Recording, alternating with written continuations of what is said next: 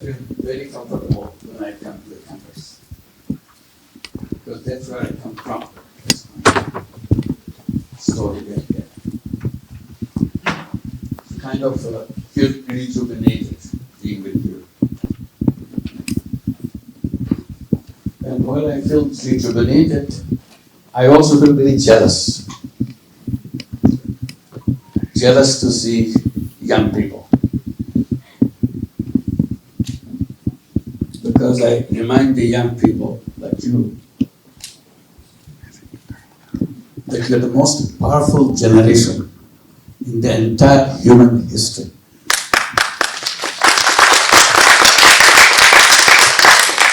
I repeat, you are the most powerful generation in the entire human history.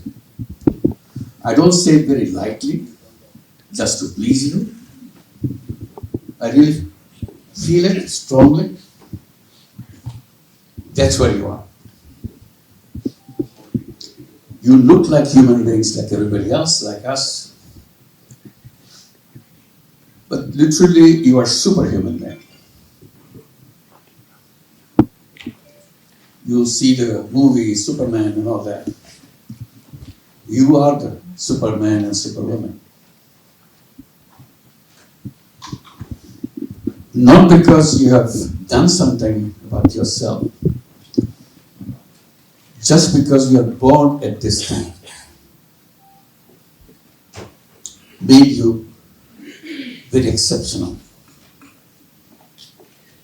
Because you inherited all the knowledge and technology that been developed over years. And you are in control of that. Sometimes I feel like telling you that you are the genie. You look like human being, literally you are genie. You remember the genie, Aladdin's lamp? You touch it, the genie comes out. You came out, you are here. But there's a problem about the Aladdin's lamp and the genie. If you have an Aladdin's lamp lying in the corner of your house, world would be the same as it will always be. Because you never bothered to touch the lamp. Unless you touch, genie will not come out. So this lamp, you have to be aware of the lamp. This is a different lamp than every other lamp that we have in the house. This lamp does magic by touching. Genie comes out and says, "What can I do for you?" So the first thing, you have to touch that magic lamp. Be aware of the power of that lamp. Suppose you're familiar, you're well aware of the power of that lamp, and one day you decided to touch it, genie comes out. What does the genie say? "What can I do for you?" And you didn't have an answer. Or you say, "Okay, I want to have the best meal in town today." Genie say, "Yes, ma'am." "Yes, sir." Produces the meal. You could have asked many things. You could have changed the whole world by asking the genie to change the world. Everybody has a good meal. You're not prepared for it. You just asked for a small meal that you like. And the genie brought it because that's the command you gave. Not only you become aware that you are a genie, you have to know what you do with your powers. That's what the university is all about. Prepare you. Prepare you, make you aware that you are a genie. You can do anything you want in the world. What is it that you want to do with that? Have you ever thought about it? So that's the basic question. We must be ready to ask myself that question because I'm the genie. What am I supposed to do? Not only as the most powerful generation in human history, I can do it much better, much faster than any other generation has ever done. If other generation took years and years to get it done, you do it in a split second. That's the power you got. So that power is there. Question is, what is that you're going to ask? That's where you should be debating, discussing, wondering, what should I ask myself, really, so that it will get done. Because if you don't ask, it will never happen. So this is the direction, this is the way that education is all about. Education is not about 2 plus 2, you get the result. That's important, very basically, it's important. But the important thing, what does it lead to? Why am I learning this? To do what? So once I do that, then something fascinating thing happens. So this is one thing I leave it to you, think about it. I put it in the other context. The world is kind of floating in space. That's an answer given to all your textbooks. You know that all these planets, all these stars, billions and billions of them, are all floating in the space and moving.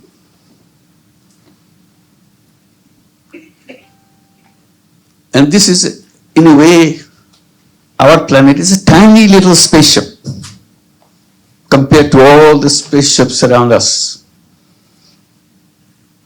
So we're in a spaceship. Imagine this is the spaceship that we are floating in this space, which we are doing every day, every moment, every second. My question is, are we passengers in this spaceship? Or we are stewards in this spaceship, hostesses in the spaceship? We have a role to play in this spaceship. It's floating, irrespective of what you do. But since we are in this spaceship, for a while, next generation will come, will be gone. What is it we do in this spaceship? If we are passenger, we are waiting for our drinks, we are waiting for our meals, make us comfortable, and all that. If we are in economy class, we want to go to the business class, we are in business class, we want to go to the first class. That's a passenger mentality. But are we passengers? My point is, try to remind you again and again, we are not passengers. We are the pilots of this ship. The responsibility as pilot is different. We can go and sleep, watch movies. Pilot cannot do that. Pilot has to fly the spaceship, make sure everybody in the spaceship is safe. And we are going the right direction.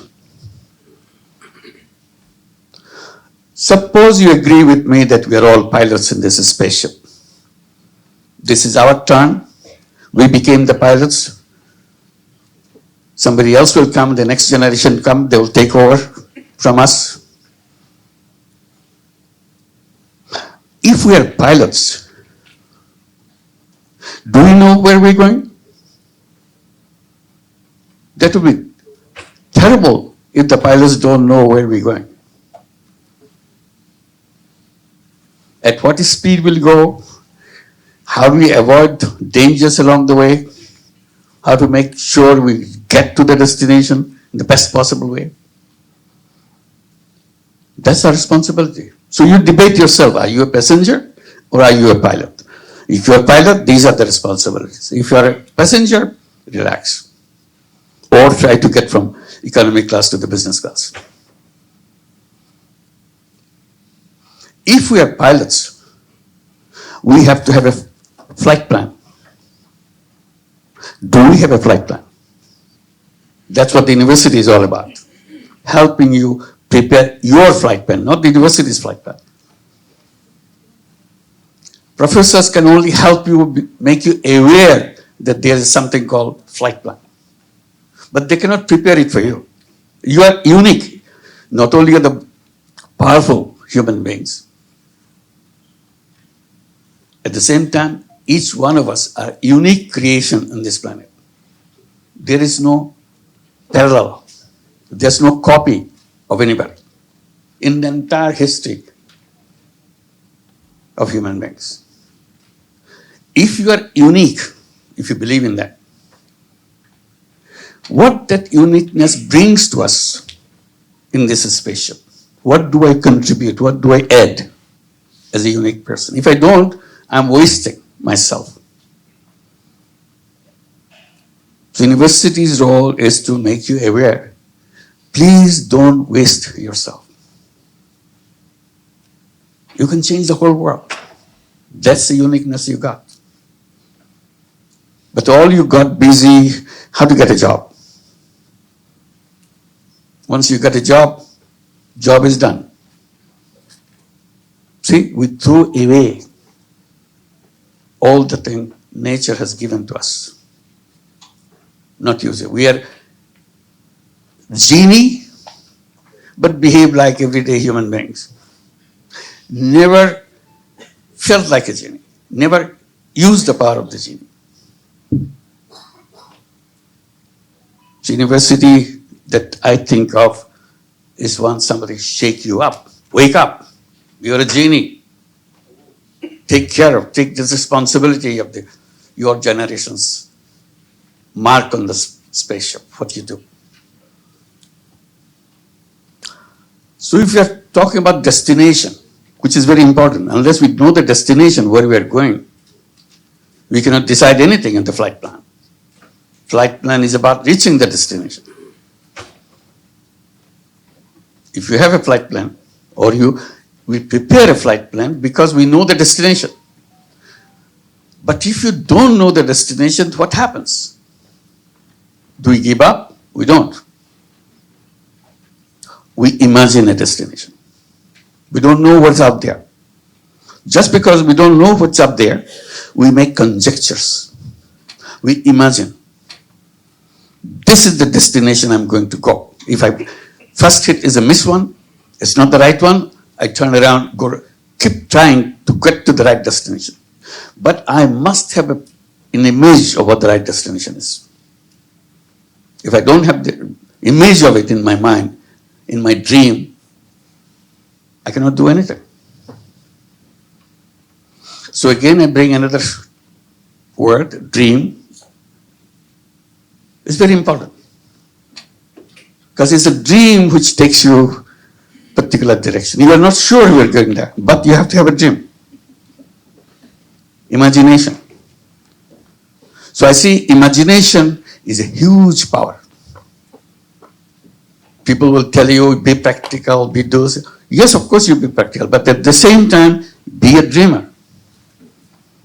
Dream is the key of the human beings. If you imagine, you set your direction in that direction. If you imagine, it will happen. If you don't imagine, it will never happen. That's the power of imagination. We do it all the time. We watch science fiction. Science fiction, in the beginning, science fiction was people are dreaming about going to the moon. That was a big dream of human being. It's always there. Can we get there? People laughed at them. How can you get to the moon? Crazy guy. But the guy was the right one. He was imagining. They tried to reach to the moon in many ways. Really, practically. Failed every time, but never gave up.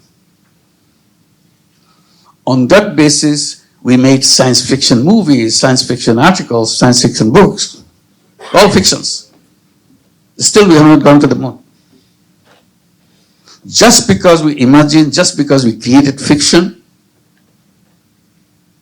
we made it happen. Today, we want to go far away from moon. Moon is just a next door neighbor. This is driving us. What is there? What do we do? Are there gold and diamonds waiting there? Nothing. Maybe just empty, barren land or whatever there is. But imagination is, why should it be there unless we get there? Since it's there, we should be there. So imagination. So I'm encouraging you to imagine. Imagination is the core of human being. So don't ignore that. Collectively, individually imagine. Imagine about the societies, imagine about today, imagine about tomorrow, imagine about the neighbors, imagine about whatever you want to imagine. Always remember, if you don't imagine, it will not happen. So that's the power. You can, in imagination, you can do anything you want. There's no limit.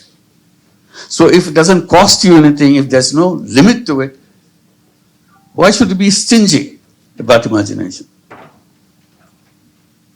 Make your mind go as far as you want. Just because you let your imagination go beyond boundaries doesn't mean that it's useless imagination. No imagination is useless. Imagine the most outlandish imagination that you can have, so that you can make it your direction, moving in that, follow that path to make it happen. What is our imagination about the world today? Do you have a course on that? Does anybody have a course on that? What is our imagination? So sometimes I get so taken up by this idea of imagination. We hold competitions of imagination, particularly among young people, the campuses. Imagine the world that you want to create. And that imagination would be so many words or so many pages. You put it down as a competition. Wilder the imagination, better mark you get. And someone out of the thousands participants, someone will get the first prize. Why? Because her or his imagination is so wild and so fancy, so attractive, we chose that competitor the first prize. Encouraging imagination. That imagination, now you exercise, you try your imagination yourself. Just imagine. Write fictions. Only thing I remind, science fiction is a very known procedure. You do that. You can write your own science fiction. I'm encouraging writing social fiction. Science fiction is known. You do what we do. Science comes, you develop something and get something done by that. But nobody has social fiction. Social fiction is what kind of world as human beings we would like to have together. What will be the interaction with each other? What is it collectively we want for us? What kind of business world, what kind of economic world, what kind of political world? Everything is imagination. You don't have to look at what they do every day. You look what you are thinking in an imaginary world. Because if you imagine, that social system will emerge. Because everybody say, hey, this is a good idea. Let's do it. Let's try it. So I'm emphasizing social fiction. What was the imagination that I was trying to let people know? That's what you've shown the book here, World of Three Zeros. That's an imagination. The fiction. But if it touches you, Oh, that makes sense to me. It will happen. So don't ignore it if you don't like it. It's okay. If you don't like that world of 3 zeros, you make a world of 100 zeros, your world of no zeros, whatever you want. But imagine it. Don't just say, this is rubbish. Okay, it's rubbish. But create your imagination, what kind of world you want. The reason I wrote about 3 zeros, very simple. First part of it is about the civilization that we have on this world today, that we are part of the civilization. As young people, we'll be rebelling against that civilization. That's a natural thing for young people to do. Reject and rebuild. Or start from completely different context. But if you don't do that, you fail in your generational responsibility. You may be best student in the class, you may be very perfect in your professions, but as a generation, you have not delivered where we want to go as a human race. That's our responsibility. We have to find.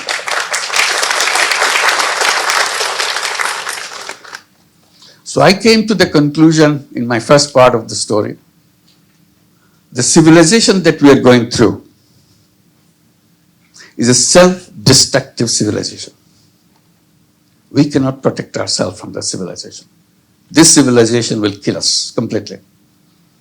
We know that, but we ignore it. Okay, today is fine. They are talking about something which probably will never happen. Just ignore, make us comfortable. They say the environment is going into the direction that will destroy this whole planet. And in the process, we'll be destroyed. Because we created a civilization based on waste creation, if I can make it a simple statement. Every day we are creating waste. And every behavior that we promote is a waste-creating behavior. So to put it simply, we say, if not anything else happening, will be put under the grave of waste that we created. We will be buried under the waste. So much waste we are creating. Because economy and a system, social system, promotes you to always accumulate. The main point in the economy is buy, buy, buy. You continue to buy. They're always encouraging you to buy. They never ask, what did you do with the one that you bought yesterday? They're pushing you. They're bombarding you. Buy, buy, buy. They create occasions so that you don't forget to buy more. We turn occasions as a kind of buying spree. Let it be Christmas, birthday, Eid holiday, or whatever. They jump in. Buy, buy, buy. This is the occasion to buy. They invent Father Days, Mother Days, Uncle Days, Auntie Days. Make you buy. Don't ask what you do with it. When you buy, you say, no, buy a pair. It's cheaper. See? Forcing you to buy more. Or buy on those days, we have a big discount. Always forcing you to buy. What you do after that, that's not their responsibility. The more we buy, the closer we get to the ultimate day. So they give us a lifestyle. Lifestyle built in to make waste all the time. Wearing the same dress again is a shameful thing. Why should you wear it? You wore it last time. Your friends saw you with that dress. You don't wear it anymore. So you have to buy another one because I'm going to meet the same friends. See? It got in your head. What do I do with the previous one? We don't know. Just throw it out. What happens? It takes up resources and then it is most of it indestructible. It doesn't get destroyed. Particularly items like on plastic and so on. So terrible. But keep on doing that. To sum up all I'm saying, we have created civilization which is self-destructive. It's taking us to the ultimate destruction. We destroy ourselves. So we had to invent, imagine, again. It's not something you decree it tomorrow and the president of the country signs it, from today we do that. It's not about that. It's about lifestyle change, how we behave, how we do, what kind of thing. Wearing the same dress 50th time would be celebrated. We'll have celebration that I'm wearing this shirt for 50th time. It's not like that. I only use once. That's the thing to be applauded today. What should have been the other way? That I'm wearing it 50th time. This is the shirt my fathers used to wear. And I'm wearing, my son, my daughter is getting ready to grab it. That's the direction we should be going, not the other way around. So this is one, again, for you to decide which way you want to go. I'm just simplifying things.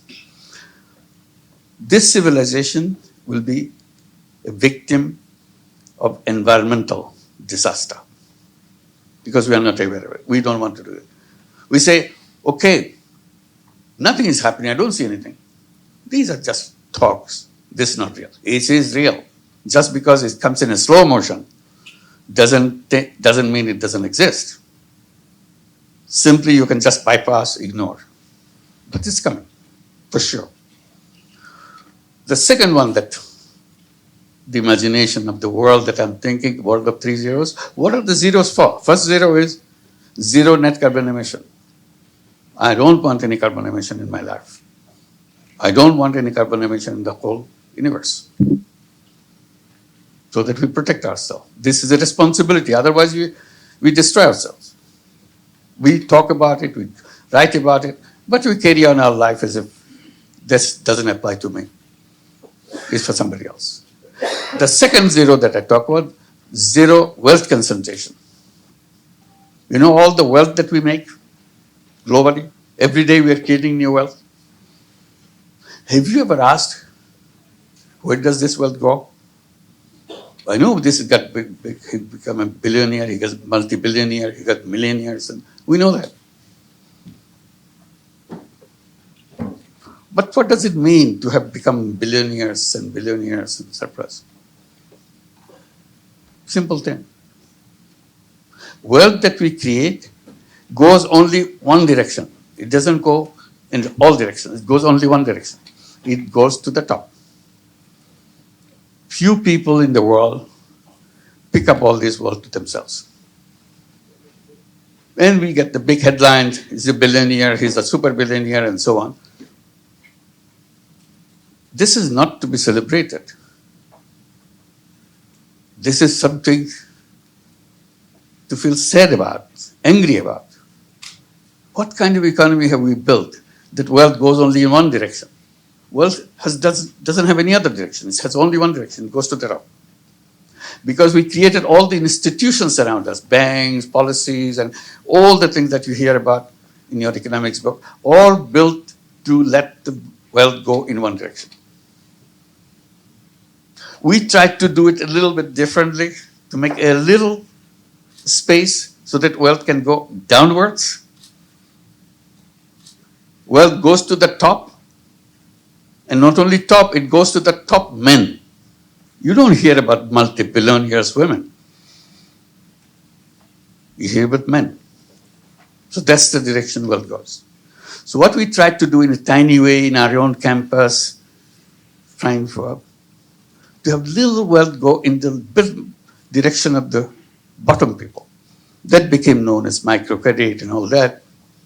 But that's a minuscule,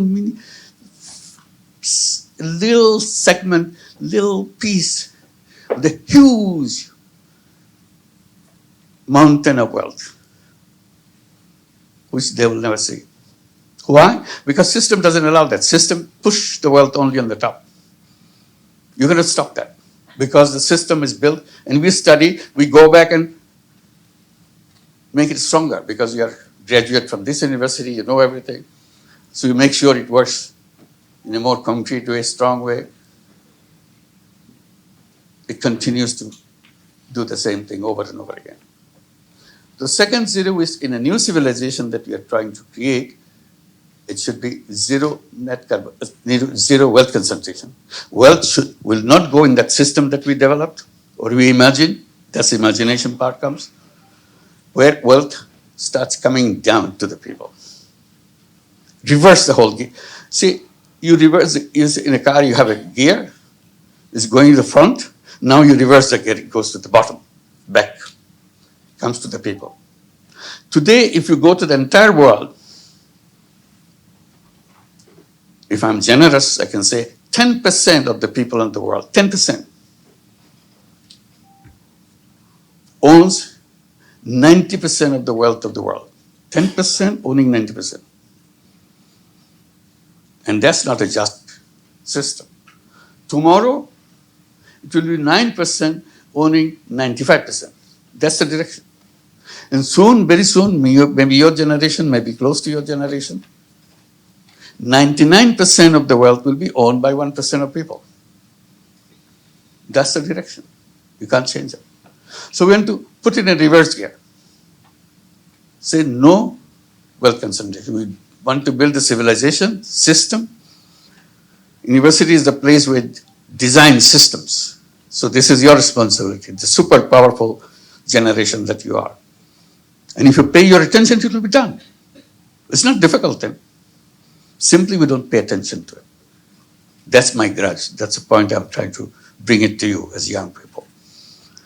So reverse that gear, so that everything will work in a reverse way, so the wealth will not go upwards at all. It will always come downwards.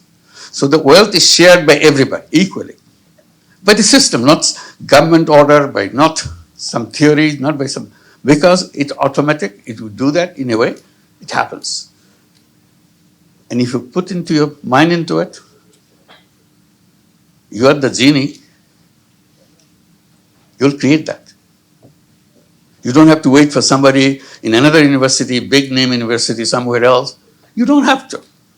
You are as good as anybody else anywhere in any university in the world. All you have to do, put your mind into it. It will happen. So zero net carbon emission, zero wealth concentration. This is a definition or a design or a kind of dream of a new civilization. Third zero that I'm talking about, zero unemployment. That comes in a very interesting way. I'm saying any employment is a wrong concept. Everybody will be very up in arms. What? Employment is the wrong concept? I said human beings are not born to work for somebody else. That's my position. Human beings are independent beings. That's what the Creator has created us. We are packed with all the knowledge, all the capabilities in the world to take care of ourselves and take care of everybody else in the world. Each one of us is equipped with that. But our theory, our textbook says, no, get ready, get a good grade, good degree from the best university like yours, and get the best job. And the world is done. Your job is done. This job is not done. You are thrown into a wrong direction. What you have done in the process, you have surrendered all your capability to change the world, change the thing. You don't think about it anymore because you got a job. You're trying to get the next promotion. That's all you're busy with.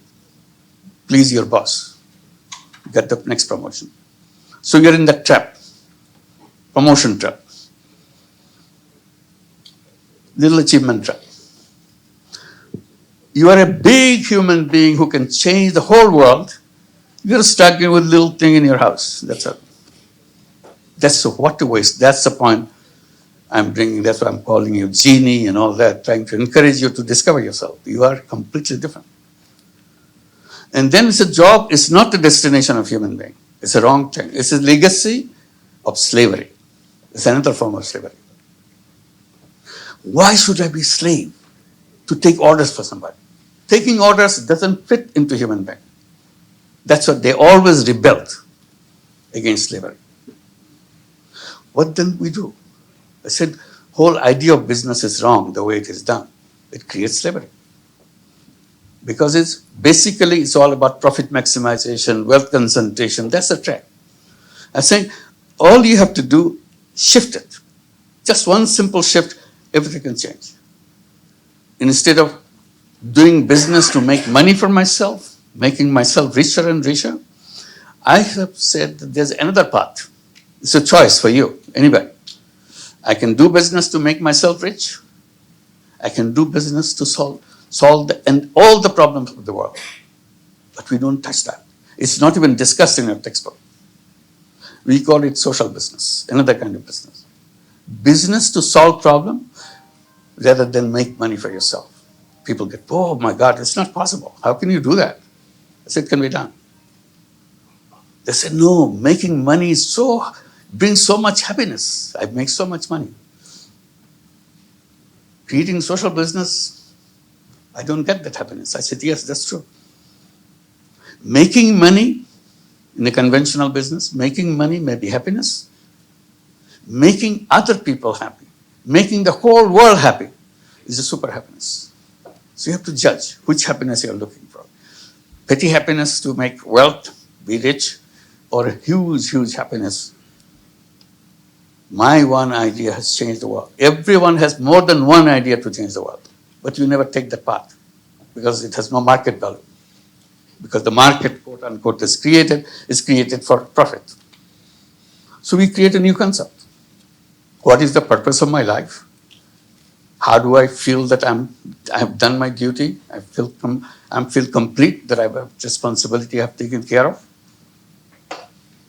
That's a system. So these are the 3 zeros that we are talking about, creating a world of 3 zeros. Last point I'll make on that and conclude. Fine with 3 zeros. Like it, not like it, it's up to you. But think about it. You don't have to take anything that I say. All I'm doing, you have the power to change the world. Use it your way. But don't waste it away. Life is very short. You're already crossed the border of youth. Then gradually you'll be moving into careers and so on and so forth. And trapped into many other things. But this is the time, fertile ground, to change the world. Come up with an idea, not by sword, change the world. Ideas will change. You created the idea and make the change. So this is where, on the 3 zeros, young people love it. When I talk about it, they want to know more about it. In the process, I came up with an idea that since they are interested to do that, I said, why don't you create 3-0 club? Simple idea. Get 5 young people together, young people meaning 12 years to 35 years. Boys, girls, whichever you want. Get yourself 5 people, 5 of your friends together, create a 3-0 club. What do you do in the 3-0 club?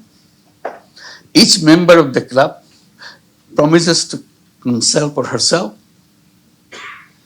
I will not in my work, in my daily work, contribute anything in carbon emission. If I'm doing the creating carbon emission now, 7 days a week, in everything I do, there's a lot of carbon emissions involved. I will make sure to begin with, I'll reduce it to 6 days a week. 1 day will be carbon free for me. I'll not do anything which creates carbon emission. If I'm successful, I'll do it for 5 days a week. 2 days carbon free. If I'm successful, 3 days a week, 2 days a week, 1 day a week, and no carbon emission from me. So I'm carbon free all of the time. This is the commitment I make. And it may take time, I can do it faster. It's up to me. It's my decision. I'll not do anything which contributes to wealth concentration. It's possible. If I run business on a social business format, there is no wealth concentration because I don't make any profit for myself. My business is to solve the problem of the people. And that has no involvement with wealth concentration. So I will not contribute to wealth concentration. I will not contribute to employment because I'll be an entrepreneur. All human beings are entrepreneurs, not job seekers. That's a kind of flip side. So once I become free from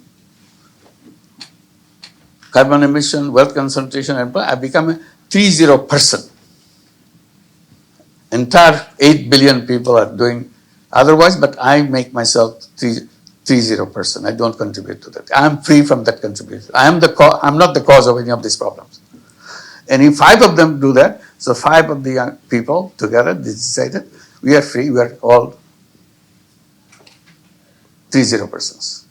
So luckily now thousands and thousands of young people signing up, going to their website and registered themselves at 3-0 clubs. Now about 45 countries have thousands of 3-0 clubs. We are not doing anything, simply tell them that we let us know, get your address so that you can talk to each other. So that could be just an initiative by yourself. It doesn't wait for anybody's permission or anything. But in the process, if it catches up, we can create the 3-0 worlds. It's not a simple imagination which can be translated in the beginning in a small way, but it can pick up the speed. Really create the 3-0 world. And if you have a 3-0 world, we have created a new civilization. That's the only way we can survive. Otherwise, we don't survive. Sorry to give you a kind of bad feeling about the world, but we have to be aware about where we are, and we have the power to change it. That's my emphasis point, that we are one single individual, one of you right here, can change the world forever. That's the power we have. Thank you.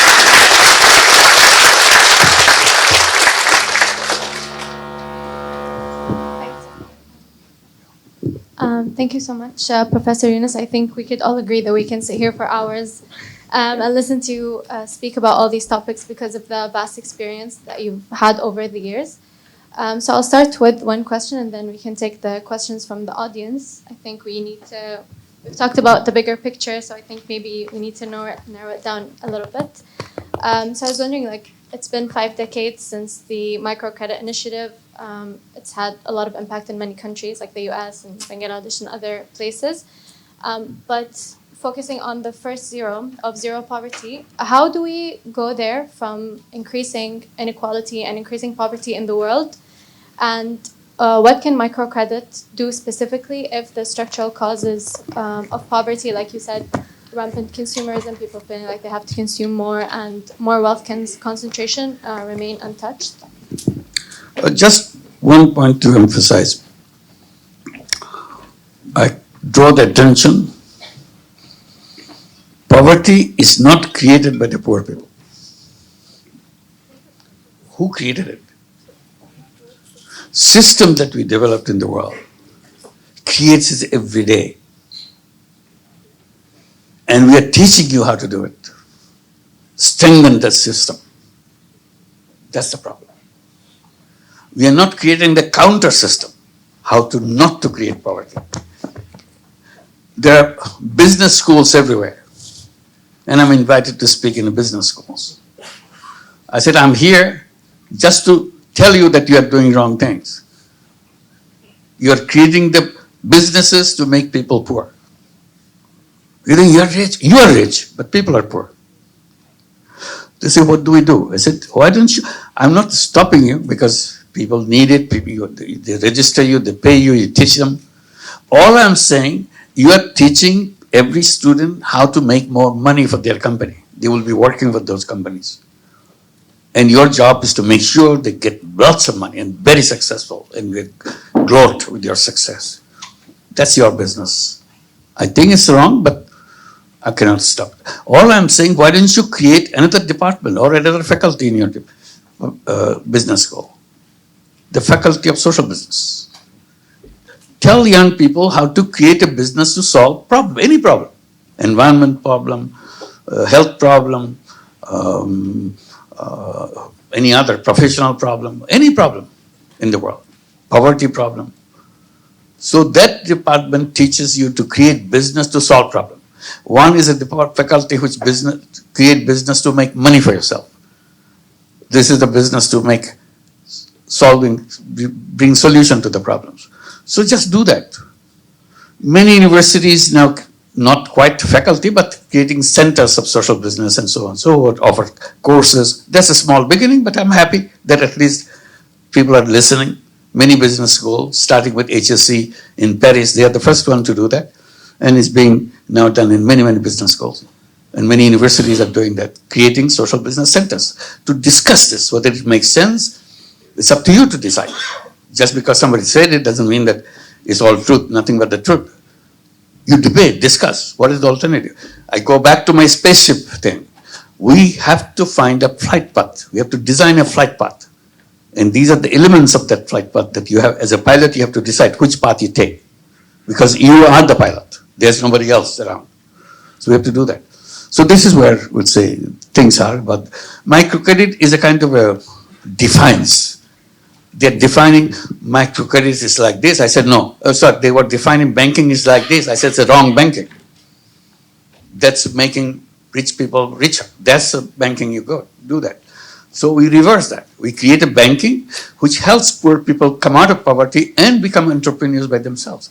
Every recipient of microcredit, which may be a loan for $10, $20, $100, $200, that's about the loan size. But each one of them is entrepreneur. You know, in our textbook, in our discussion, we say, not everybody is entrepreneur. Entrepreneur is a very special kind of people.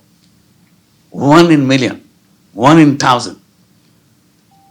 They are very special people. I said, that's not true. I'm saying every human being is entrepreneur. They don't believe it. I said, if you don't believe it, just look at Grameen Bank in Bangladesh. Over 10 million women, illiterate women, taking money, billions of dollars worth of money, paying back every penny, starting business, running it very successfully. Not only they run business, not only take money, they own the bank. They own the largest bank in terms of client. The largest bank in the country is owned by poor women. This is their bank. And they do serve themselves. So it's possible. Simply, you bring any criteria to say it is less than a conventional bank in terms of success, in terms of it's more successful than any bank in the country, any bank anywhere in the world. So that's why it is spread. So this is the thing that you have to come up with counter ideas. If it is wrong to go in that direction, you reverse it. Probably will have a right direction. That's all we did. Thank you.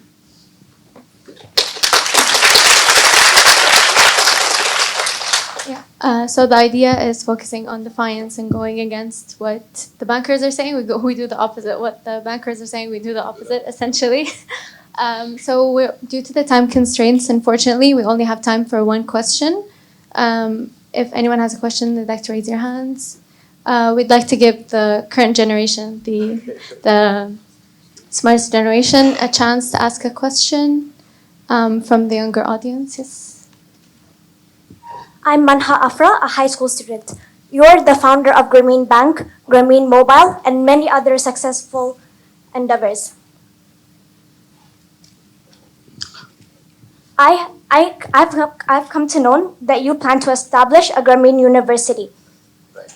What is your vision regarding this university, and how will you achieve a 3.0 world through it? Well, thank you. We just began with this university.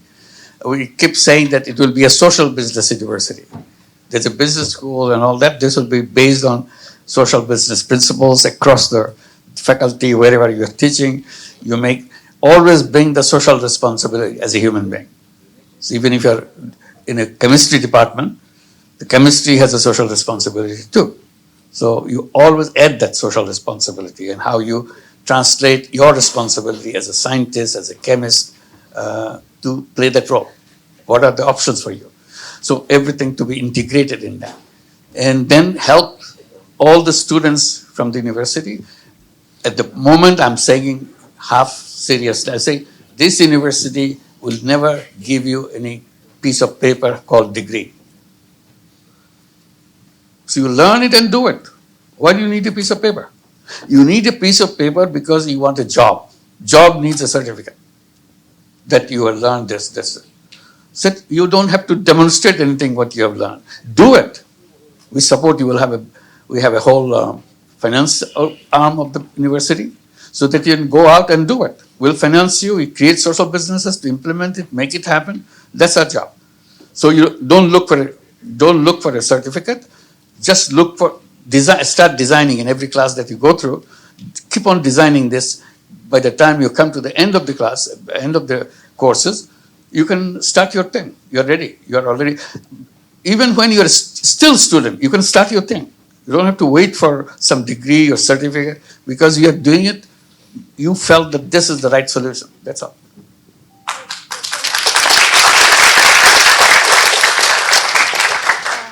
So we will close the session here for today. Hopefully, we'll be able to have you on. Sorry, we have no time. We have no time. I'm sorry. We're unfortunately out of time, but hopefully we'll be able to welcome you back on better occasions. Look forward to it. Thank you. Thank Thank you. you.